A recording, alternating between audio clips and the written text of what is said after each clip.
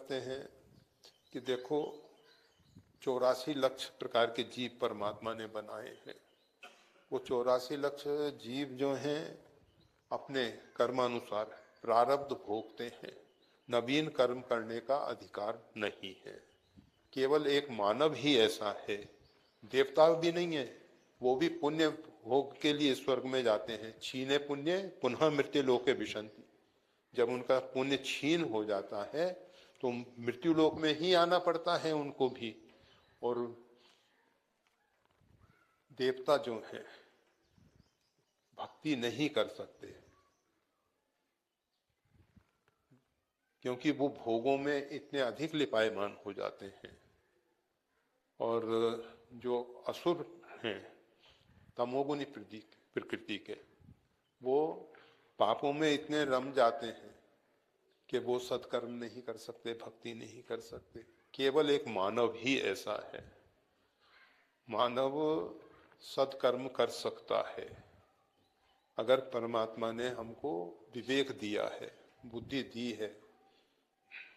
तो 84 लाख शरीरों में किसी में भी विवेक नहीं है।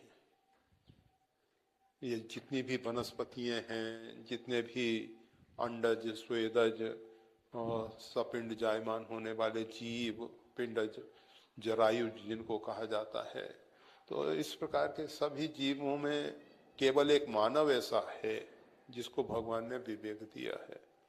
फिर ऐसा कहा जाता है कि जितने जो वनस्पति इत्यादि हैं उनमें चेतना का एक विकास है। जो स्वेदज, जिसको वायरस, बैक्टीरिया, जर्म्स, कीटाणु कह सकते हैं, जो नेत्रों से भी नहीं दिखाई देते, ऐसे जीव हैं, वो हैं जीव तो है ही। उनमें चेतना का 2 विकास है। और जो अंडे के साथ जायमान होने वाले अंडज प्राणी हैं, चाहे वो जलचर हों, चाहे वो थलचर हों, चाहे वो नभचर हों, तीनों में अंडज होते हैं। तो अंडे के साथ जायमान होने वाले जीवों में चेतना का 3 विकास है और सपिंड जायमान होने वाले जीवों में चेतना का 4 विकास है। मानव को परमात्मा चेतना के 5वें स्तर तक पहुंचा के भेजते हैं। इसमें चेतना का 5 विकास है और इसको क्रमशः ये बढ़ाना चाहे तो उत्तरोत्तर 8 तक पहुंचा सकता है। इतर प्राणी जितना उनको चेतना का विकास मिला है उतनी ही चेतना में वो शरीर का प्रारब्ध पूरा कर देंगे। नवीन कर्म की स्वतंत्रता नहीं है। परंतु एक मानव शरीर ऐसा है जिसमें अब जैसे वनस्पति इत्यादि है, इसमें क्या होता है, जड़ से खाद्य पानी लेके ऊपर की ओर जाता है। मानव एक ऐसा है जो भोजन करता है तो ऊपर से नीचे की ओर जाता है। मतलब भोगों से मानव ऊपर उठा हुआ है, भोगों में लिपायमान नहीं होना चाहिए। तेन त्यक्तेन भुंजी था, प्रारब्ध के अनुसार जो हमको भोग प्राप्त हुए हैं उनको हमको केवल त्याग पूर्वक भोगना चाहिए। उसमें भी कर्ता बन के नहीं।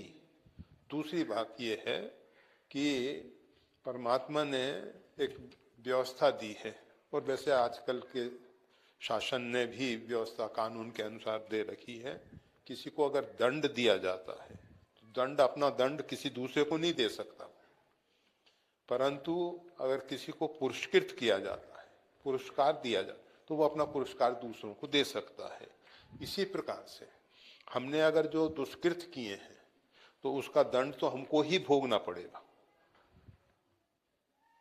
परंतु जो हमने सुकृत किए हैं पूर्व में, उसका जो हमको पुण्य मिल रहा है, उसके द्वारा जो हमको सुख मिल रहा है, सुविधाएं मिल रही हैं, उनको हम बांट सकते हैं। पुण्य सुख तो मानव को विवेक से काम लेना चाहिए और वो जितने उसको पुण्य सुकृत प्राप्त हुए उसको बांटना चाहिए। बांटने से पुण्य छीन नहीं होता। जितना हम सत्पात्र को, उसमें भी पात्र के ऊपर निर्भर करता है कैसे पात्र को दिया गया है। सर्वोत्तम तो परमात्मा है, तो अपना अधिक से अधिक पुण्य सुकृत परमात्मा को ही समर्पित कर देना चाहिए। और फिर संसार में जहाँ जहाँ जैसे जैसे व्यवस्थाएं हैं उसके अनुरूप अपनी सुख सुविधाएं उनको भी देनी चाहिए, उसमें जरूरतमंदों को भी देनी चाहिए। वीडियो देखने के लिए धन्यवाद।